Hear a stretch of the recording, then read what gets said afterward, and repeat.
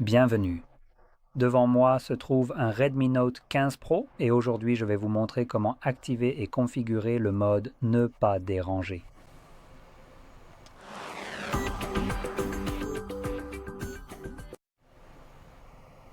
Pour commencer, il vous faudra d'abord faire glisser votre doigt vers le bas depuis le coin supérieur droit de l'écran, car c'est là que se trouvent nos raccourcis. Si vous le faites depuis le côté gauche ou peut-être plus vers le milieu, cela pourrait potentiellement faire apparaître vos notifications. Quoi qu'il en soit, ici vous devrez chercher le mode Ne pas déranger, ou comme il est en fait appelé ici, DND, abréviation de Do Not Disturb Mode, et il sera représenté par une icône de lune. Mais je peux déjà vous dire qu'il n'est pas ajouté ici par défaut pour moi, et je pense que ce sera peut-être pareil pour vous.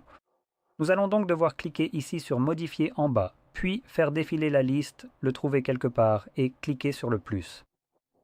Et comme vous pouvez le voir, il est ajouté.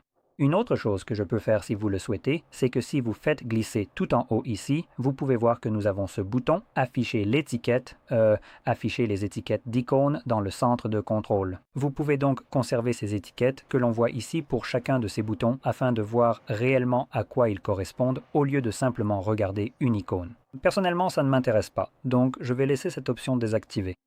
Quoi qu'il en soit, une fois que le mode Ne pas déranger est ajouté ici, vous pouvez soit appuyer dessus pour l'activer immédiatement, soit le maintenir enfoncé, ce qui vous amènera rapidement aux paramètres. Alors, il s'agit d'un Xiaomi, donc les paramètres ici sont assez limités, mais je vais quand même les passer en revue. Donc, le mode Ne pas déranger, c'est simplement un interrupteur. Il fonctionne de la même manière que si vous appuyez sur ceci juste ici pour vous le montrer. Voilà. Vous pouvez voir qu'il est maintenant activé ici. Bref, pour continuer, nous avons lorsque l'appareil est verrouillé, ce qui signifie que ce mode ne sera actif que lorsque vous n'utilisez pas votre appareil quand vous le verrouillez et vous savez quand il est verrouillé. Et cela signifie que si ceci est activé et que cela est activé, alors cela ne fonctionne que lorsque l'appareil est verrouillé. Si je n'ai que ceci, évidemment, le mode lui-même est désactivé, donc même lorsque je verrouille l'appareil, cela ne fait pas vraiment de différence. Pour continuer, nous avons Notification d'appel. Nous avons donc le choix entre Tout le monde, Contact, Favoris ou Personne.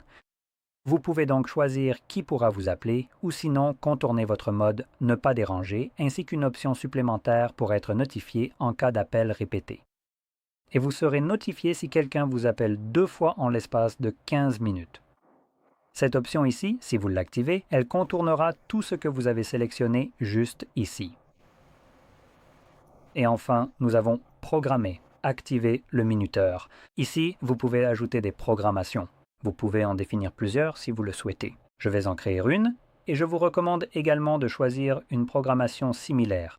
Vous pouvez l'appeler, je ne sais pas, précaution ou mesure de sécurité comme vous voulez, mais en réalité, ce sera là comme mesure de sécurité. En fait, je vais juste garder le nom tel quel, ce n'est pas vraiment important. Et je vais le faire fonctionner à, vous savez quoi, 23h00 me semble être une bonne heure pour commencer, et je vais le programmer pour se terminer à 23h01. Alors, la raison de ce temps d'exécution d'1 minute seulement, c'est pour que le téléphone désactive le mode Ne pas déranger si vous l'activez manuellement et que vous oubliez de le désactiver, sinon il resterait actif indéfiniment en arrière-plan. Cela garantit que ce ne sera pas le cas. Assurez-vous également que cela soit programmé pour chaque jour de la semaine, voilà. La raison pour laquelle j'ai choisi 23 heures, c'est parce que c'est un peu la fin de la journée, donc je n'en aurai probablement plus besoin. Et c'est aussi avant que j'aille me coucher, ce qui veut dire que quand ça s'active ou se désactive, ça ne va pas m'embêter avec ce son. Donc parfois, je ne sais pas si vous gardez votre téléphone à côté de votre lit et que vous programmez ça, disons, à 2 heures du matin, ce son pourrait vous réveiller et évidemment vous déranger. C'est pour ça que je choisis 23 heures. Je ne dors jamais à cette heure-là, donc pour moi, ça me convient parfaitement. Vous pouvez aussi le programmer pour le matin si vous le souhaitez, mais évidemment, c'est à vous de décider quand vous voulez que cela se produise. Maintenant, lorsque vous définissez n'importe quel type de planning ici, ils seront toujours activés par défaut. Cela ne veut pas dire que le planning sera activé. Comme vous pouvez le voir, il n'est pas activé en ce moment, mais le bouton d'activation lui-même sera activé, et une fois que l'heure prévue sera arrivée, le téléphone commencera alors à l'activer. Donc c'est juste le réglage par défaut. Si vous ne voulez pas que le planning s'active à l'heure prévue, vous pouvez simplement le désactiver ici. Vous n'avez pas besoin de le supprimer. Vous pouvez simplement le désactiver. Voilà, c'est le planning.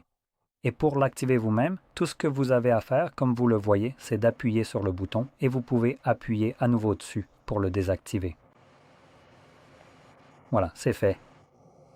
Si vous avez trouvé cela très utile, n'oubliez pas de liker, de vous abonner et merci d'avoir regardé.